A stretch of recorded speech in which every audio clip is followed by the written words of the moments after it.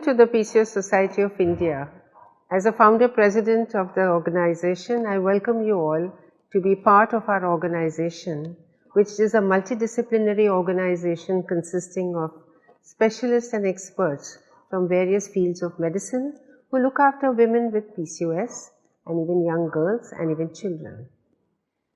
Our organization is focused on education of the doctors and education of our patients.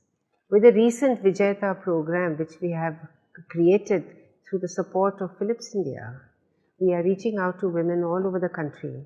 And I request all of you to be part of this program, to take this complete agenda nationally and to educate our women on how they can prevent complications for themselves in future. I also request you to become our members, because that is what is going to help you in updating your skills in this field, which is really a very growing area of treating women and preventing problems in future. Thank you very much, all of you who have been with us, and I look forward to interacting with you in many, many more programs to come. Good afternoon, everyone.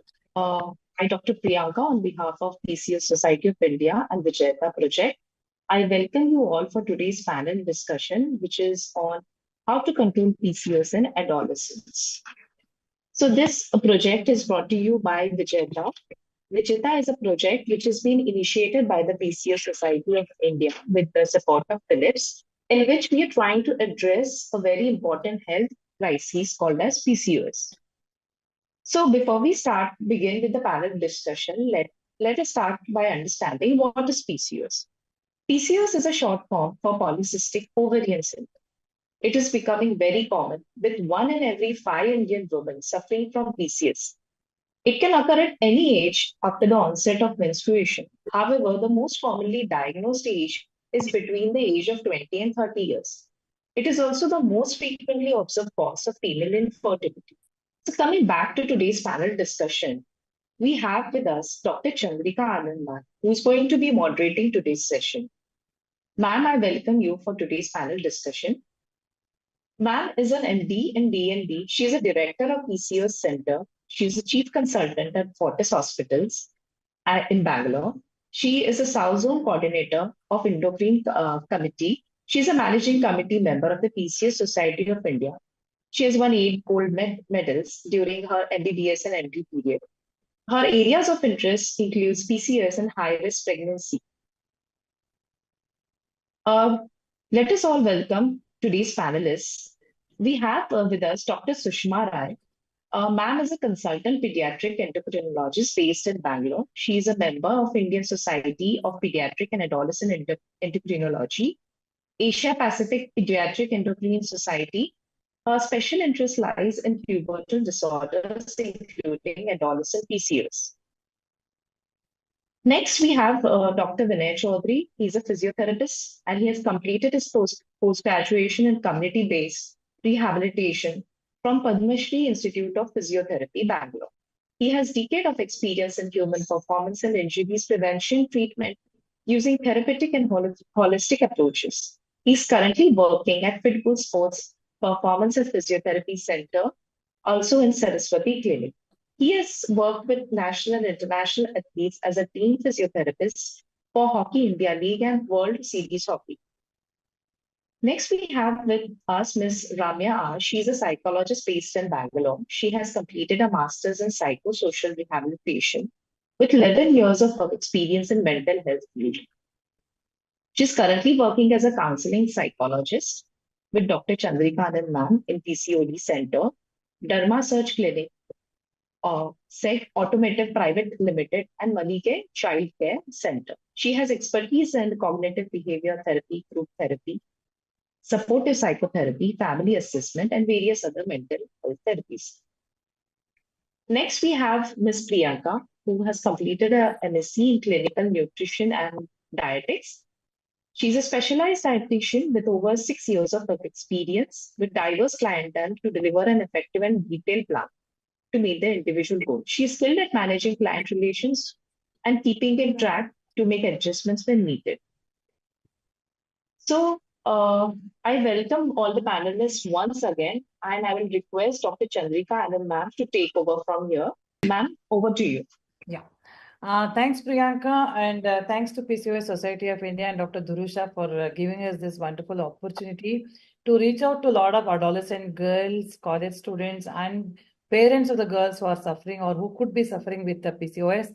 And I thank all my panelists for taking out their time on the weekend and sharing their experience and their expert opinions regarding the management of these PCOS in adolescents. So adolescence is a tender age. The WHO defines that as 10 to 19 years. And adolescent girls, the issues are becoming increasingly day by day. And PCOS is increasing in adolescents.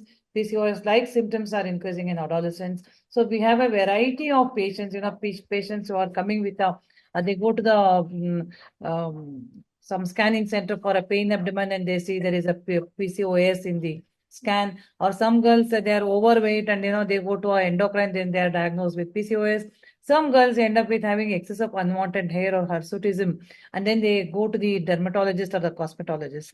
So generally, and there are a lot of pediatricians who are seeing that the young girls are putting on too much of weight and they're not able to lose weight and they are developing symptoms of PCOS. So, and almost 1 in 5 teenager in India is suffering from PCOS. So this PCOS can have a lot of complications. It can be cosmetological complications, reproductive complications or metabolic complications, and mental health issues. So today we'll have a discussion, simple discussion based on our experience. I'll be just taking some questions from all of you panelists, and they'll share their experience. Now, let us come to Dr. Sushma first. I think she's a pediatric endocrinologist. She is doing extensive work in juvenile diabetes and pubertal disorders and PCOS. We have worked together for many years. So, Sushma, how often do you see these young girls with irregular periods in your practice, and how common do you think is adolescent PCOS? Thank you so much. Thank you, ma'am, for the question and for the introduction to the PCOS. And I think we welcome all our audience and delegates who have joined us this afternoon. So I think it's a very great initiative which has been taken up by the PCOS Society of India. And if there is some ongoing education like this, I'm sure all of our audience are going to benefit from it. So starting with the basics, how common is it? Because if it reaches a target audience, I think half our job is done. So definitely, as Madam already pointed out, the presentation of these of this condition is quite diverse, and they may visit different specialties because it is a multi-speciality symptom-based disorder. But I'm sure commonly most of our young girls are concerned with cosmetic issues related to the skin manifestations and the menstrual irregularity, of course. So the menstrual irregularity again is quite a common thing which we see in young adolescents who have just about attained their period. So the main diagnostic dilemma at this situation is whether to label them as normally, having aberrant menses during the period of first period of menarche, as we call it, or are we looking at a deeper pathology like PCOS? So the menstrual irregularity per se is quite common.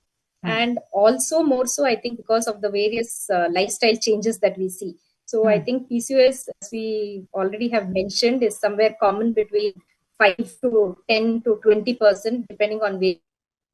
Correct. Again, irregularity may not be PCOS, but it is definitely important to get evaluated by the specialist and make sure that you don't miss out on a pathological condition. PCOS. So the evaluation is what is more important, I think. So I think I've answered about the common symptom. Correct. And how to diagnose is another. So the first challenge for us as pediatricians or gynecologists when a young adolescent comes with the menstrual irregularity is to know that it is a physiological or a natural process around the time of first period when they can have irregular periods. And of course, once we kind of screen them for either by history, examination, or sometimes if required some lab test, then of course we need to, assure them that it was normal if the lab tests are normal or the whole evaluation is normal. and then look at the secondary causes, which can be PCOS and another host of varied other conditions. Correct. So that's how I Yeah, would. so I think as Dr. Sushma rightly pointed out, so the PCOS prevalence is almost 20%. That is 1 in 5 young adolescents. And the basic dilemma is, so many girls, teenager girls will have a irregular cycle once in a while. So is all of them PCOS is the big question. That is when the diagnostic criteria for PCOS comes. So generally the guidelines, international guidelines and all over the world, we agree that the first 2 years after the girl matures or attains her first period, the first 2 years it takes for the brain and the hypothalamus and the pituitary thyroid glands to mature, and it creates a rhythm of the regular cycle. So the first 2 years we give time for the whole hypothalamo-pituitary axis, ovarian axis to mature. So first 2 years, if your daughter or if yourself or if your daughter or anyone suffering from heavy period, then you need to come for a treatment. Okay, so the first 2 years, the irregularity should not really bother you so much. Basically, if the girl is bleeding very heavily, but then you have to come to the doctor. That is one thing. And also in the first 2 years, if the girl is getting only period once or twice a year, more once in 3 months, that could be a sign that, okay, now this girl could be going for PCOS. So these are all the symptoms, but not exactly PCOS. So in future, we're going to, keep an eye on that girl and follow her menstrual cycle. So any girls who have matured just then, first 2 years, we give them something called a menstrual calendar. We tell the mothers, because the girls are pretty young. The average age in India is around 12.3 years, and decade by decade the year is reducing thanks to the obesity. I'm sure Dr. Sushma will agree on that. So we give them a menstrual calendar. We tell them, okay, you mark and come, and then we follow these first 2 years. So after the first 2 years, if the girl is still having irregular cycle, something like 21 to 40 days, you need to get the periods. The duration is either once in 21 to 40 days, the girl has to get the period. If it goes beyond the 40 days, if it comes earlier than the 21 days, that could be a significant symptom for PCOS for us to diagnose, along with the other signs, which I think Dr. Sushma will enumerate. So what are the other signs you're looking at for Sushma? Like the skin signs, as you told, the cosmetology, the girls will end up in the dermatological clinic. So what are the other signs and symptoms we are looking at, Sushma? Yeah, so as we have already mentioned, so when we have to diagnose, we look at certain criteria. So the first and most important is definitely a menstrual irregularity. The other thing we're looking at is the production of hormones, or rather, let's call it abnormal result in some clinical features, or we may have to do a lab test. So what clinical features we are looking at? It is the production probably of the male hormone is slightly above normal range in that age for the girl. So these can cause symptoms like acne, or they can have some unwanted facial hair or hair which is more than the usual accepted norm. And definitely sometimes because of obesity per se, which is linked with the PCOS, you can look at skin changes, which is usually at the back of the neck, we say, where there is darkening and thickening of the skin. And because of all these features, sometimes patients go primarily to the dermatologist and then get referred back to us. So this is what we call as increase in the signs of male hormone or androgen body. So clinically look at of these features. And of course, I think in a little older age, they also look at loss of hair. So we call it as alopecia. So these are some of the signs which suggest it is abnormal with menstrual irregularity. So this is two important criteria for us to diagnose as PCOS. Then of course we look at other features which are also a spectrum of the PCOS or the metabolic syndrome. So a young girl who is gaining weight, is overweight, and suppose you have a strong family history of diabetes, cholesterol, or lipids, what we say. So these are also important, and some other small risk factors, like if a girl was born premature, was born low birth weight, who had some early signs of puberty. So these are all risk factors for PCOS. So I think we have to put everything together and then decide how much of lab tests we need to do for these children. Correct. Yeah, I totally agree. So we don't want to overdiagnose PCOS and cause stress to the girl.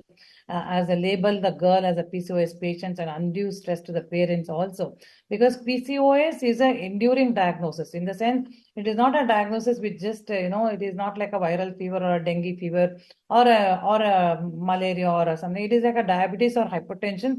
You get labeled for that and that stays with you for many years to come. So before we overdiagnose the PCOS young girls coming with irregular cycles, our diagnostic criteria are very specific. As Dr. Sushma rightly told, we are looking at excess androgen hormone or the male hormone signs, that is unwanted hair on the upper lips, chin, sideburns, anterior chest, posterior chest, abdomen in front, that is navel, and then back, lower back, thighs, upper arm. So we look for when a young girl comes with a irregular cycle, we look for unwanted hair on the face. See, this hirsutism or the unwanted excess male pattern hair is the strongest predictor of hyperandrogenism. It is present in almost 70 to 80% of women with PCOS. Severe acne, adolescent acne or puberty acne is very common. It need not be PCOS and it does not reflect hyperandrogenism very commonly. But very severe persisting acne, which is causing pus and leaving scars and which is resistant to most of the treatments, can be because of PCOS. So the dermatologists generally treat the acne like a pubertal acne because it's not a very strong predictor. But then eventually, if the acne is too much, then we'll have to think of PCOS. And suppose if there is a young girl with a irregular cycle, that is less than 21 days and more than 40 days, and she does not have any unwanted hair or acne, that is when we need to look for any biochemical or the blood levels of the androgen, that is the testosterone levels. Dr. Sushma is going to talk about it in a little while. So that is how we have a very specific criteria for PCOS diagnosis in young girls. To give a big relief to a lot of parents, the ultrasound scan showing polycystic ovarian morphology is not diagnostic in adolescents. So in teenagers, suppose you take the child for a pain abdomen or some kidney stone or anything, and you do a scan and suddenly the pop-ups of polycystic ovaries are polycystic, could be PCOS. No, we do not consider the ultrasound diagnosis in adolescents. So please don't get worried. If there are young parents who are sitting with teenager girls, don't worry with a scan diagnosis. It is not used in adolescents. It is used only in adults. Okay, so we have very few specific criteria. And as rightly Madam told, this kind of problem can origin from the child during the mother's pregnancy and the childbirth also. If the mother was PCOS, if there was a gestational diabetes, if the baby was a preterm baby or a IUG or a small for gestational baby, these girls could be having a risk of PCOS. Now, I just want to ask you, Priyanka, now you are a dietitian sitting and practicing, giving nutritional advice to a lot of people.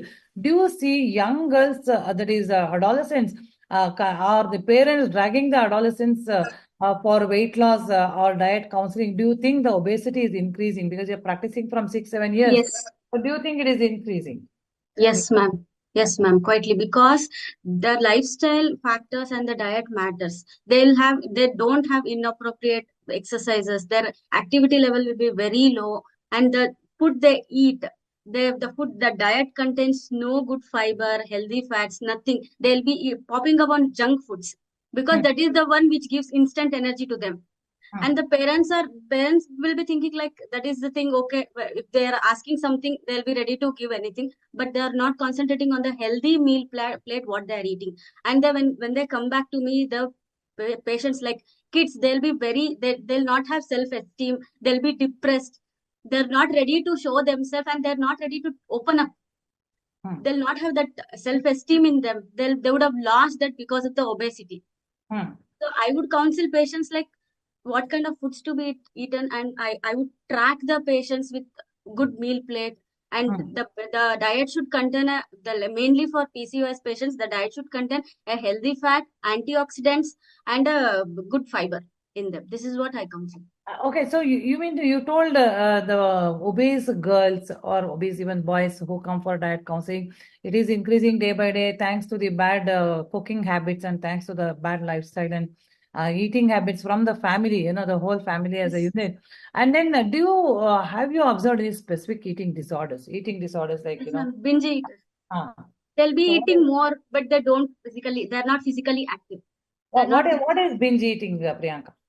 like junk foods, ma'am. Junk food. They want to eat and eat. That's all. They require more calories. That too with no energy levels. They'll be eating like what do I say? Like more of outside food ordering. Now, though in Bangalore, they order more junk foods which contains bad fat, bad oils which are they are using it. They are eating more, ma'am. This is what I. Yeah.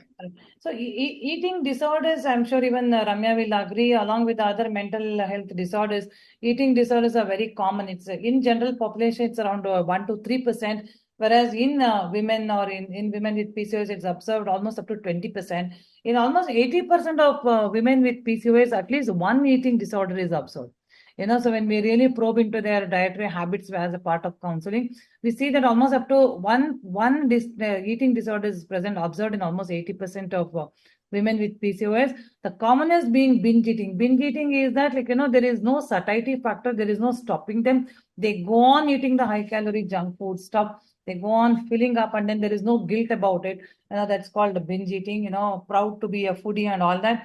And there are other disorders like bulimia nervosa, where they eat and then they have guilt, so they induce vomiting, so they vomit out. Now there is something called anorexia nervosa, where they suddenly, they stop eating everything because they want to lose weight. So there is a psychological component also for that eating disorders.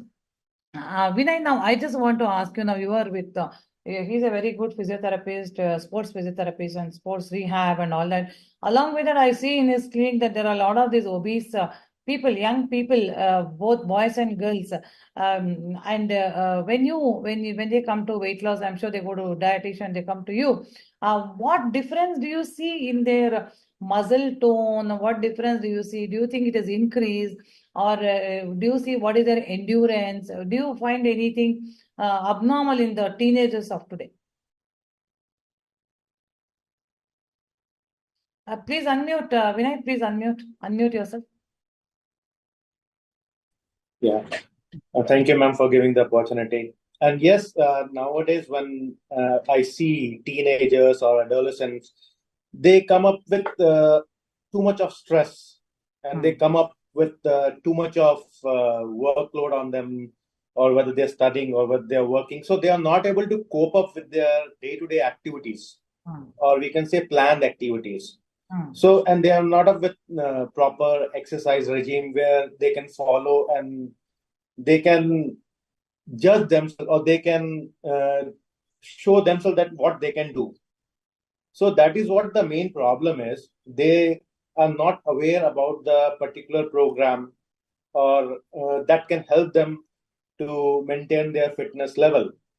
And mostly when they come to us, they come in a hurry, like they want to get fit because they have particular condition. But their awareness regarding the fitness program is very less. So with respect to their muscle tone, or they are not aware of these things, that yes, their quality of muscles, they play a very important role in insulin sensitivity. They are not aware that the fat that they are having is too much, or they are aware of this thing only, yes, they are obese. But how we help them is we give them proper program. We motivate them towards that particular program throughout the program, okay? And we help them engage in that particular activity, what we have planned for them. Because if they are consistent, then only they can get all the muscle tone. Then they are consistent, they can maintain themselves. Correct. So they should not get disheartened during some days of program that they are not getting result. Only the thing is, there should be proper awareness toward exercise program, that how they can help themselves and how their positive attitude toward exercise can help them. Yeah, so I agree with you. So what you mean to say is that youngsters are not aware of the fitness part of it. They just feel, okay, now I need to lose 5 kgs, so I'll go to the dietitian and take a chart. I'll go to the physiotherapist or the gym and lose weight. They're not really focusing on the long-term benefits or how to maintain the muscle tone or increase the muscle tone. And you used a very good term called insulin sensitivity. Insulin resistance is a condition in which the body has to secrete a lot of insulin to maintain the normal blood sugars.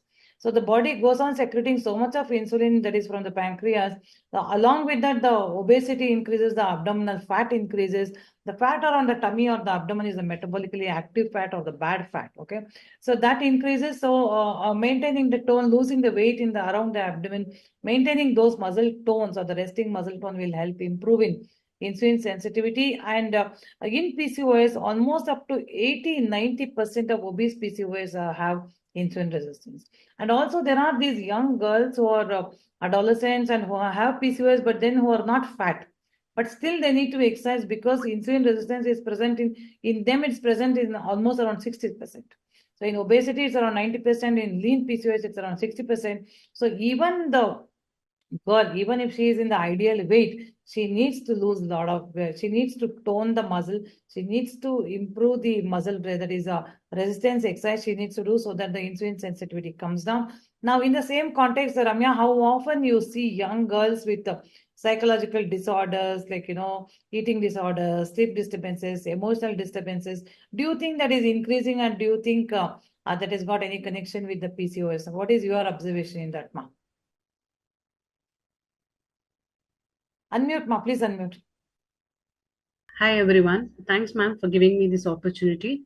We very often see adolescents with psychological issues, ma'am, and especially when it comes to PCOS, there are 3 times more vulnerable, or they are 3 times more.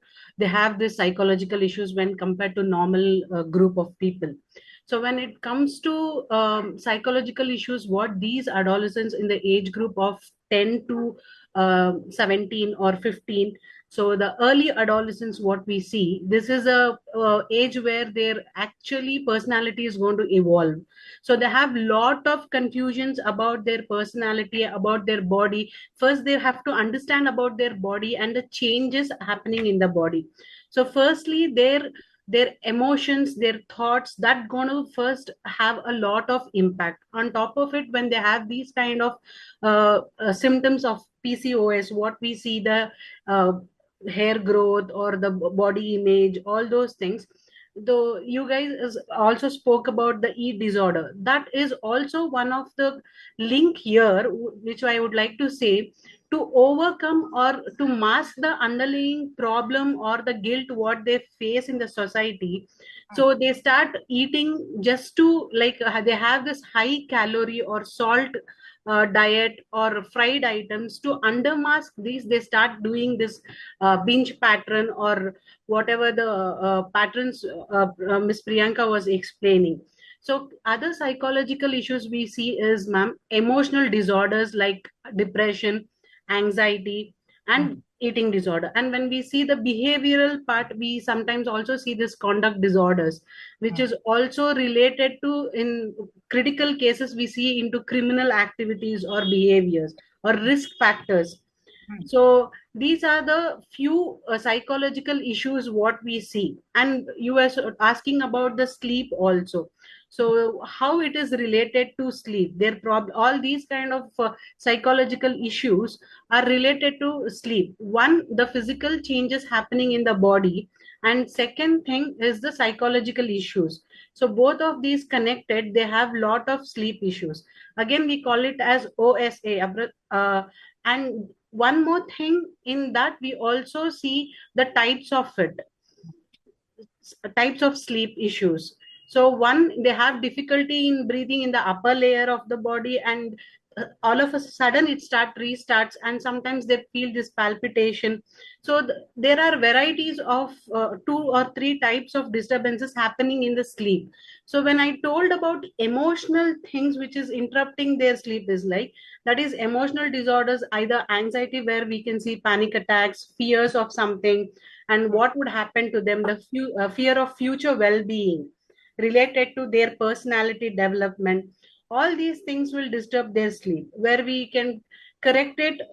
We can counsel them through, like, few of the sleep hygiene techniques, not only the physical medication and quality of life what we counsel them. Along with that, we also try to give them a skill like doing a proper sleep hygiene technique following. So these are the things what we will be working with them, ma'am. Yeah, I mean, I agree with whatever you told. So, basically, PCOS, I'm sure Dr. Sushma will agree that there is no one cause for PCOS. Like, malaria is caused by, it is Mosquitoes. transmitted by mosquitoes. Dengue is caused by this virus. There is no one specific cause for PCOS.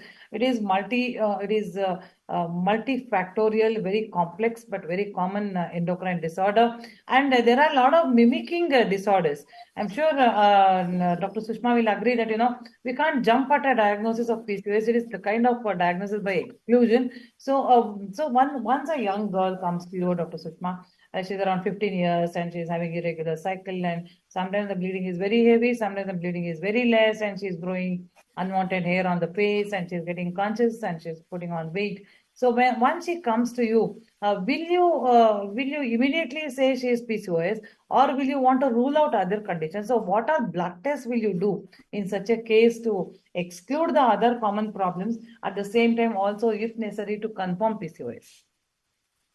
So I think that's a very practical question that we face on a clinical problem.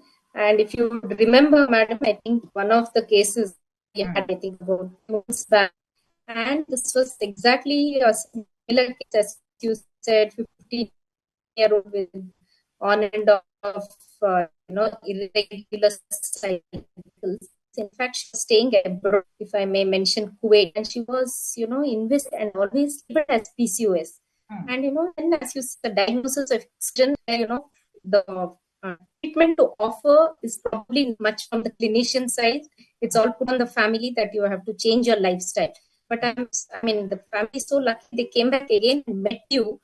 And when you investigate, it was a completely different diagnosis. So I think that's a very important question. Anybody with menstrual irregularity or just gaining weight as PCOS, it is a diagnosis which we make after excluding many other hormonal dysfunction.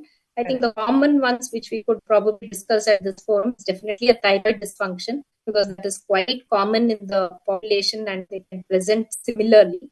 And then, of course, there are some other conditions which are related to hormones. So as we are doing here also, we are looking at increased production of male hormone. But we have certain conditions which begin very early onset in life because of certain gene problems where, the hormone is produced, and that also presents in a teenager as menstrual irregularity and increased, hair growth. So this is something which we call as adrenal dysfunction. So that is one of the main criteria for us to before diagnosis PCOS. Sometimes there can be increased production of steroid hormone. I think most people are aware about steroid application, which is taken for various reasons. So that itself sometimes, if it is produced in excess by the body, or if it is given in excess inadvertently by the patient or by the other doctors, also can produce a similar picture. So I think there are some 4-5 main hormonal conditions which can present early. So I think our main objective of lab evaluation is to rule out these conditions. Then, of course, once we kind of know what we are ruling out and we have a strong clinical suspicion of PCOS, we do other lab tests to confirm PCOS and also to look at complications or the other disorders which are associated with PCOS. So I think, a blood test which looks at our blood sugar levels, the blood sugar control over few months, a cholesterol or a lipid test. So these are all part of the spectrum which is associated with PCOS. A blood pressure examination, of course, when a young girl comes with obesity and menstrual irregularity.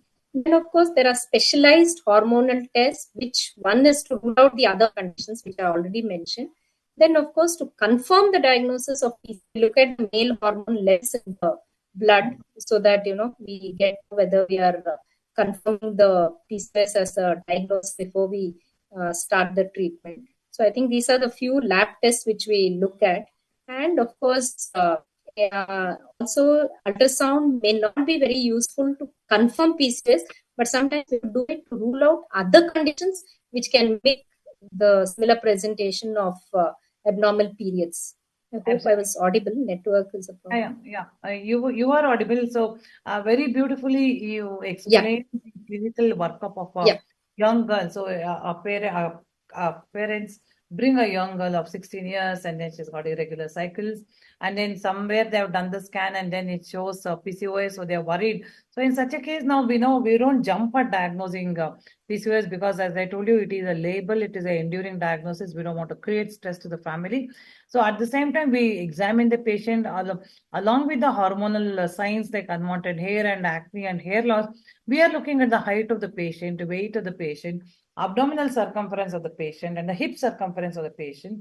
And also we are looking at the blood pressure. You will be surprised why the doctors are measuring blood pressure at 15 years and 16 years of age. Which girls will get high BP? In when you go with the irregular periods, doctor is examining taking the measurements.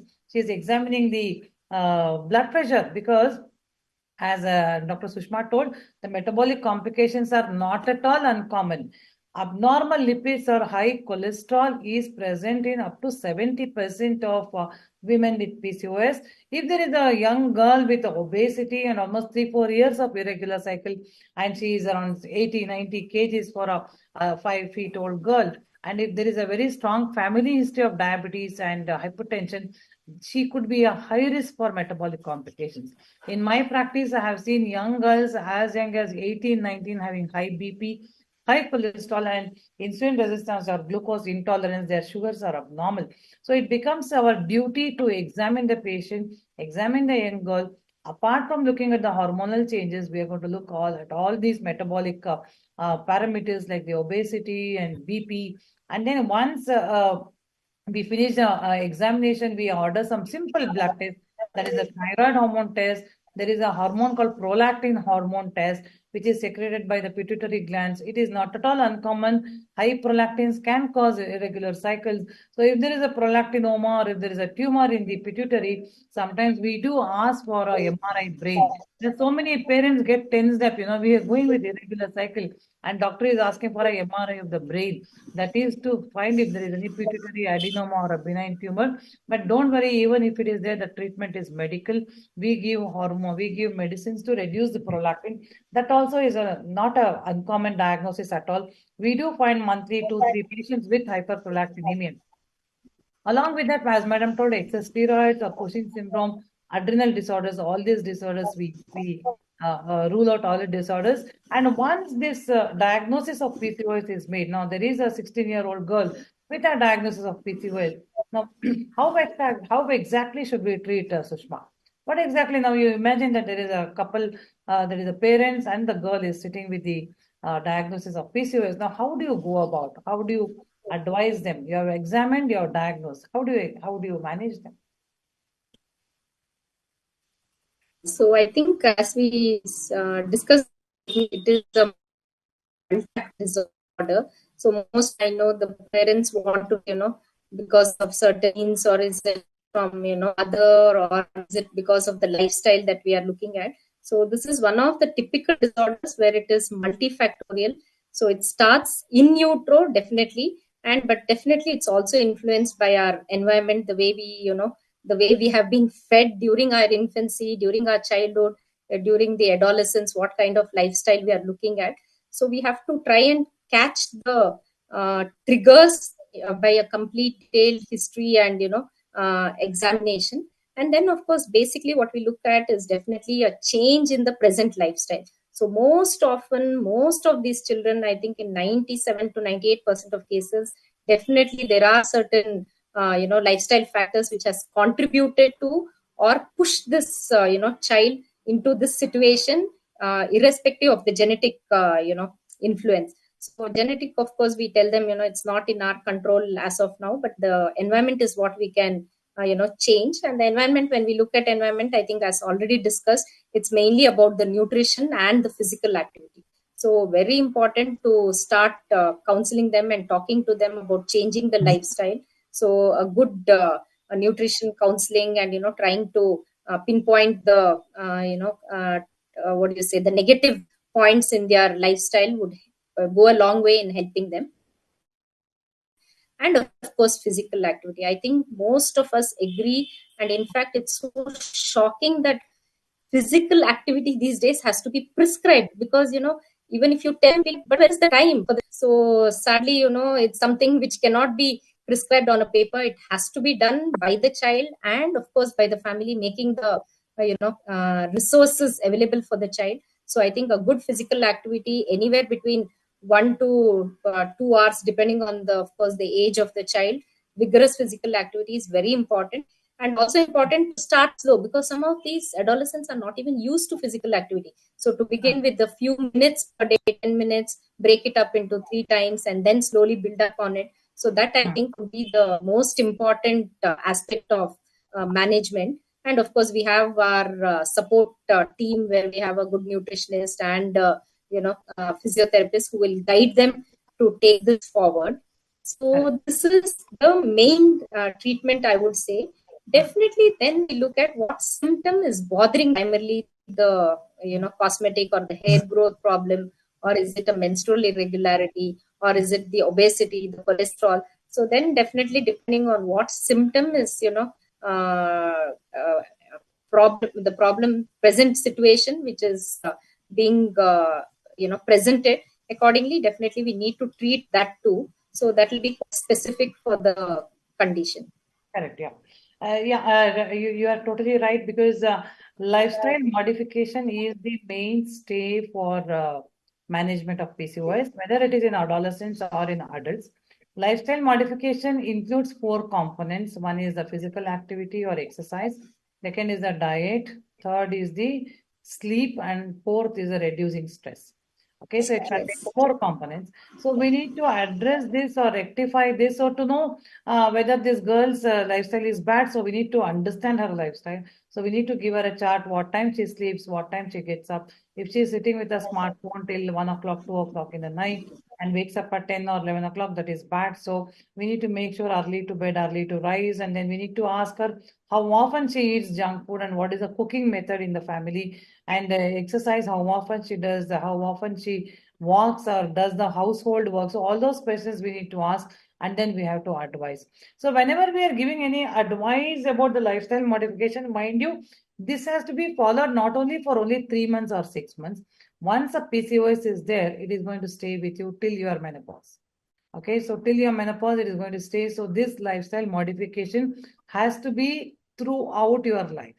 So in that context, we can't tell 100 kg a girl weighing 100 kg, you lose 40 kgs in 3 months and come. She will never come back to you, because it is very, very impractical. So we need to be with them, at least give them at least for 3 months to 6 months, guide them for a lifestyle. Once they see the benefit themselves, they will adopt to the new lifestyle. So in that context, Vinay, you have handled our patients with PCOS, that is particularly the adolescents.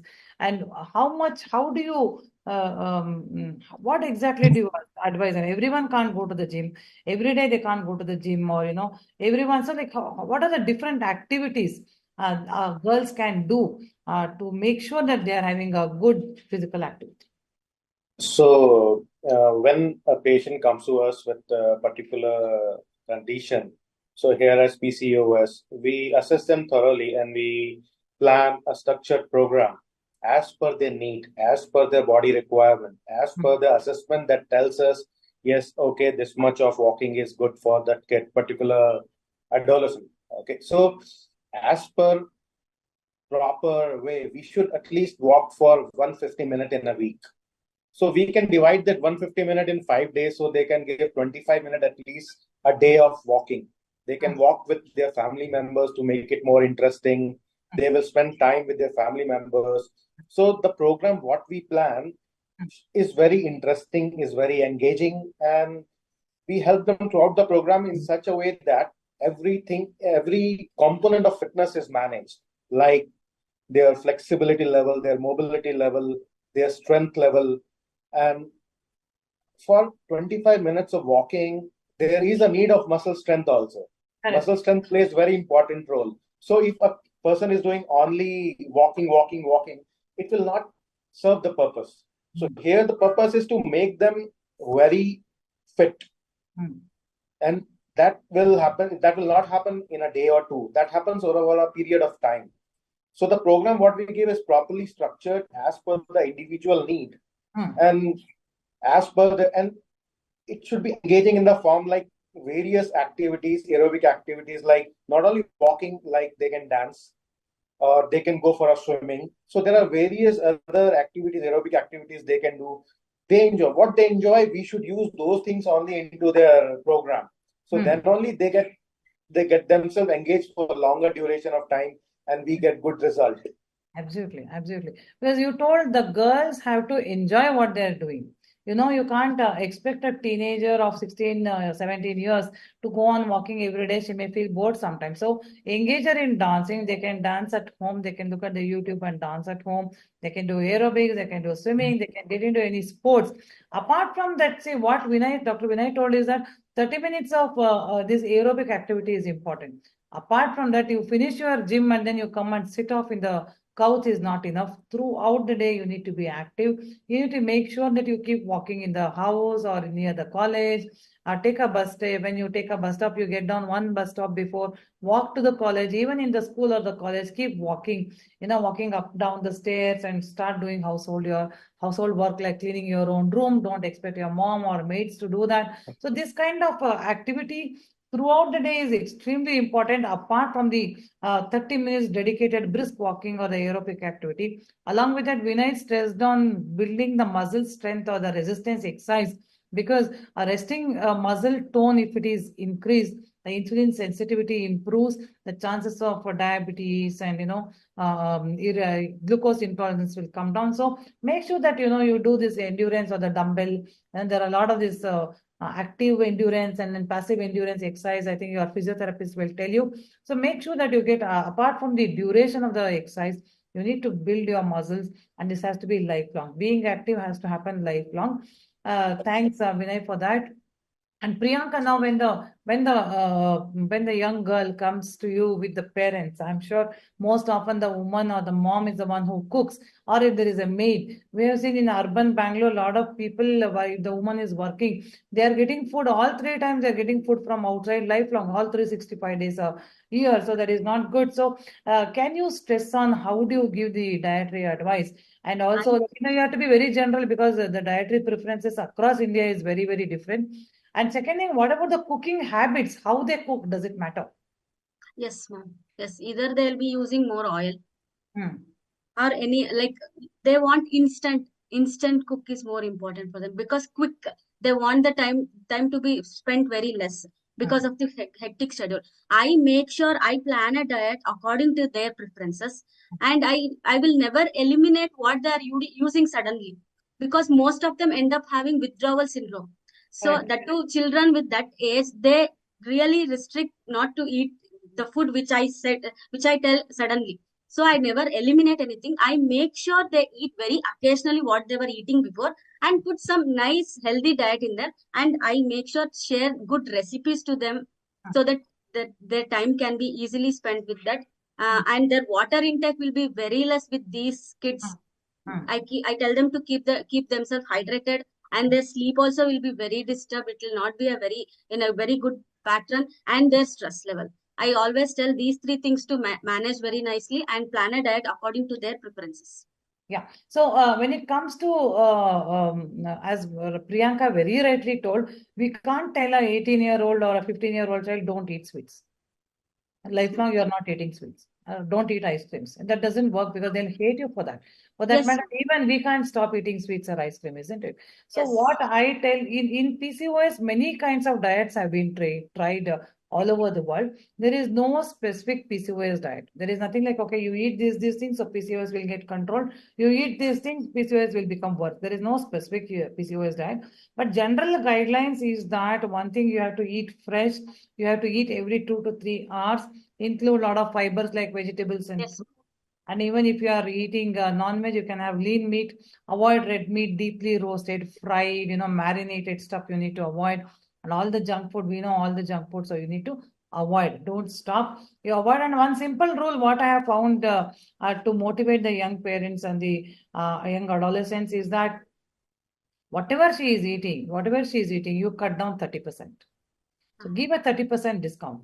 If you are eating gobi manchuri monthly 3 times, make it monthly once. If you are eating weekly 3 times ice cream, make it once. If you are eating 4 idli, make it 3.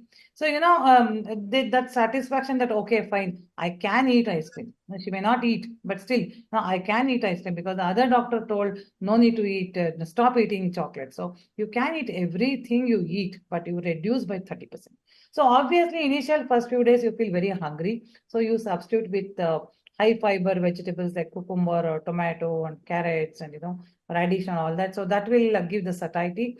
And once that becomes a habit, because they are enjoying everything, they'll start choosing their food. And few lines about the cooking habits, Priyanka. I'm sure you agree with me. How they cook, how the food is cooked is very important. So avoid Teflon coated non-stick tawas. You avoid the plastics, freezing the food and pulling it out and reheating in the microwave. That also contains a lot of toxins, which is increased in PCOS. So make sure, you use steel vessels or copper vessels or steel vessels, cook fresh and avoid too much of dairy products, eating cheese, butter, because even the milk also can contain some hormones thanks to the malpractice. So they avoid too much of dairy products. But then, as Sushma will agree, adolescents need milk, isn't it? Because it contains a lot of calcium. So the cooking habits. So we need to educate the mother. And also, we need to educate the fathers because sometimes when the mother has put the girl on the diet, the fathers will secretly bring and give something. So we need to educate the fathers also about it. And as Priyanka told rightly, very important is the sleep. And coming to the counseling of these adolescent young girls, because the under-addressed complications is mental health complications. Sushma, in our clinic, we do a mental health assessment called primary health questionnaire 9. We ask 9 questions. In adolescents, we take the consent of the parents because they are minors. So we take the consent of the parents and ask every girl in very simple local language about how they feel about their mental health. You'll be surprised and shocked to see that almost 90% of women with PCOS undergo depression, almost 80% undergo with anxiety, and around 20% have psychosexual disorders, 20% have binge eating or eating disorders. So I'm sure because Ramya works with me, she has sent so many young girls with their parents for counseling. And the fact that you start talking, there is so much of sadness in them. There is so much of body image issues, the way they look and all that. Ramya, how do you counsel these parents or, about these phobias, about this body image issue and about the anxiety, depression? How do you counsel the family? First, when the individual come to us, ma'am, we do screening. Screening is where we talk to them, we try to reach the etiology of the problem. Then we give them certain scales. Once we get the diagnosis done, so we use certain scales. Like for the depression, what we are currently using the PHQ-9. For other one is that Beck depression scale, or for it is an anxiety HAM-A. The HAM-A we use it. So for if ever it is an eating disorder, so when we have to involve the family, there is something called as Maudsley's approach. So we use that for the family session. So first we will try to screen the patient, take the history from them, make the diagnosis, treatment plan, and then we will go to the family members, ma'am. Parents, we do something called as psychoeducation. First, we will try to explain the parent about the problem. So sometimes, like even they may be anxious, like because of the age criteria. So we need to do psychoeducation, and then we give them the treatment plan. Then how they have to follow that, how, because they are the support system for the girl. So how they will have to be mentally strong, what are the emotional disturbances what she'll be going through, how they have to support them. All these things we will be doing in a splitted sessions, not the single session. So initially we take it up from history taking, first screening, history taking, then making the diagnosis, then we will educate the family members, and then plan the further sessions, ma'am. Yeah. So we do educate the parents also, because they are the main support system. Yeah. So like basically these young girls with a lot of acne and unwanted hair and obese and eating disorders and less sleep, and being body shamed by the classmates and friends, and feeling lonely. So they need to be addressed. There is no shame in going for a psychological counseling or a therapy. Sometimes very severe depression, we need antidepressant therapy also. There's nothing, no shying away. That is a temporary thing. Exercise and weight loss and diet, and sometimes the therapy also, that is, therapy means the pharmacotherapy or the medicines can reduce the depression and the anxiety. Don't worry, they're not stuck with a depression lifelong. Okay, once they lose around a little bit of 5 to 10% of body weight loss, can reverse all the metabolic problems. So, Sushma, sometimes, as you told, lifestyle modification, that is, as Vinay, Priyanka, and Ramya have educated. So, exercise, diet, and good sleep, and counseling, and keeping oneself fit, doing yoga every day. That yoga will address both the physical fitness and the mental health. Sometimes you will be bound to give these hormonal medications in adolescents. That is, a combined oral pills we give, and also metformin we use in adolescents. So, in your practice, how often you use them, and in whom do you use them? Yes, so I think as we already discussed, lifestyle modification is the state of trend. Symptoms which is Can't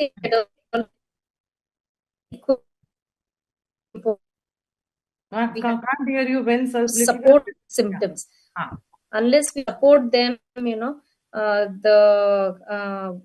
so unless we support them during the present symptom, the positive feedback is lost. So the the young girl is mainly concerned about the hair growth or the menstrual irregularity. So it's very important we address the present symptom, so that the modification of that itself brings in positive reinforcement, and the child is motivated to continue the lifestyle changes. So am I audible? Yeah, you are audible very much.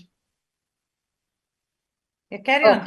So when we have a situation where there is when we have a situation where there is both menstrual irregularity and abnormal hair growth, so definitely we look at what is the first line of treatment, which is usually a contraceptive pill, which is a combination of both.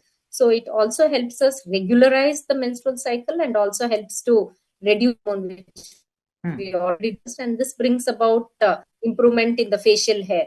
So that itself, gives a good feeling to the young girl.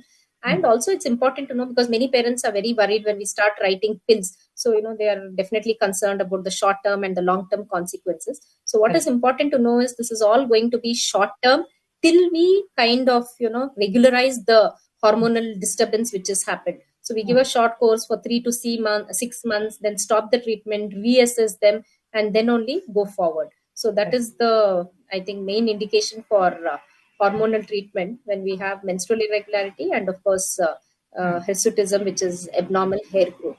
Correct. Yeah. So I totally agree. So as Dr. Sushma told initially only, we need to treat the patient for which they have come. Suppose there is a young girl of 15, 16 years and unwanted hair on the face. I can't be talking about diabetes and insulin resistance. She'll get bored and she'll change the doctor and go to one more a dermatologist or a cosmetologist. So we need to assess, diagnose, and we need to treat what they have come with, what exactly is bothering them. So this direct hair removal methods like electrolysis, laser therapy, plucking, waxing, shaving, bleaching, anything they can do, because that is the one which is causing a lot of distress, as Sushma rightly pointed it out. If the hair stops growing, or if the hair becomes a little thinner, and if hair grows slow, then she will automatically feel better, and about her own body image, and the depression will come down, anxiety will come down, and she'll be more motivated to do the exercise and the diet and all that. So we can always recommend the patient to go to a dermatologist and go for any kind of direct hair removal methods, depending on the affordability. Lasers are the primary, most effective ones, but then they are costly. So even inexpensive methods like bleaching or shaving or plucking, waxing also is okay, as long as it gives relief to the primary symptom. That is one thing. And as Madam told, combined oral pills are commonly prescribed when the lifestyle does not work. And in very obese, suppose there is a obesity is very increasing in adolescents. 5 to 10% of adolescent girls are obese.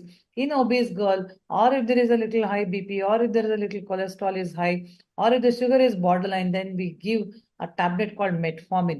This can be very distressing to the parents because, metformin is given in diabetes. For all their grandparents could be taking the tablet. Why this patient is, why my daughter is given metformin, which is a sugar tablet, they are very worried. But then as clinicians, I'm sure Sushma will agree, we explain to them that, it reduces insulin and this is temporary. 5 to 10% weight loss is what we need.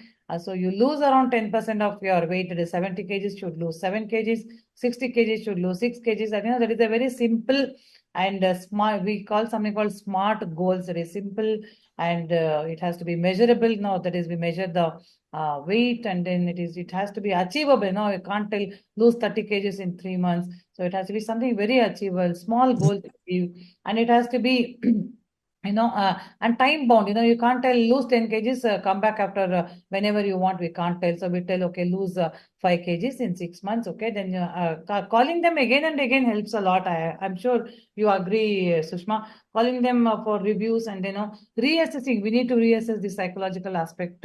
Every time we need to check the exercise every time, and we need to check the diet every time. It can be little stressful and enduring to the patients and the family and even the doctors. But then PCOS itself is a very complex disease. And then as you see in the panel, there are a lot of doctors. There is a gynecologist, there is a endocrinologist, there is a fitness expert, psychologist, a dietitian and nutrition expert. So it is a multidisciplinary approach is very much essential. So I thank all of you for joining this panel discussion, all the experts. I want one closing comment from all the experts who are here with us. Sushma, can you start? Just one closing comment for all the adolescents out there and the parents who are watching this video. Yeah, I think if we are there, it's nice to tell them that you are not alone, any like you, and it's definitely. Can you please repeat? It is not heard well. I think you can stop the video and do it. I think that's better, Sushma, please. Oh, okay, Yeah. okay. Please repeat. So yeah, I think what I would like to tell the audience is, because all of them are very concerned, is it only us? So I think after this presentation, it's clear that it is common. It's not only you. There are many like you, and very important, it's treatable. Thank you. Vinay, any closing comments? Yes, it is very important for adolescents with PCOS to focus on balanced diet, stress management, and adequate sleep. And before starting any health or fitness program, they do consult their health expert first and a physiotherapist or a certified fitness trainer so that they can get adequate knowledge regarding the program and they can prevent themselves with injuries and they carry on the progress for longer duration of time. So that is very much important to go to the right person and follow the program strictly and adapt it for longer duration of time. Fantastic. Yeah. Priyanka. Always eat healthy. Don't Google, be fit and be positive. Yeah. Fantastic. Ramya. So please track your thoughts and whatever you're feeling, please be expressive. Sit and discuss with your parents. Please don't take any negative decisions or any kind of thoughts you feel it is disturbing you. Kindly sit and approach anybody for that matter for just 5 minutes. Fantastic. Yeah, as Ramya pointed out, the most important message, the adolescents need, feeling depressed or sad or anxiety, and sometimes suicidal ideation can be seen in PCOS. Don't think that it is because only you are suffering, and it is because of how you look. It is because of the hormones which are playing havoc in your body that is causing. So there is treatment for that, losing weight and getting a healthy lifestyle and seeing all the doctors, and that is certified fitness and discussing with family, going for a therapy. Everything will help you all in the long run. So make sure that all of you recognize your symptoms, share it with your family, come to the doctors, don't shy away. And whatever lifestyle management you do, changes you do, it has to be long term. So you need to motivate yourself and make sure that you are fit for a long time in your life. Thank you so much, Priyanka. Dr. Priyanka, over to you. Yes, ma'am. Yes. So we have come towards the end of today's panel discussion, and I must say that it was a very comprehensive discussion. We covered almost all the important aspects towards the PCOS in adolescents, like diagnosis, risk factor, dietary factors, eating aspects, fitness aspects, psychological aspects. So I'm pretty sure that it's going to be very beneficial for all the adolescents who are suffering from PCOS and their parents as well. So thank you, all the panelists, Dr. Chandrika Anand ma'am, Dr. Sushma Rai ma'am, Dr. Vinay Chaudhary, Ms. Ramya, Ms. Priyanka. Thank you so much for giving us your valuable time and sharing your knowledge with us. And thank you everyone who has joined for today's panel discussion. Also, many thanks to Dr. Durusha ma'am, Dr. Shobna Patel, and Ms. Ruby Sound ma'am. With the efforts of PCOS Society of India, this panel discussion has been brought to you, and it's been supported by Philips. Also, if you have any questions, you can always email us on manager.vijeta.pcos@gmail.com. Thank you, everyone. Thank you. We can end today's panel discussion.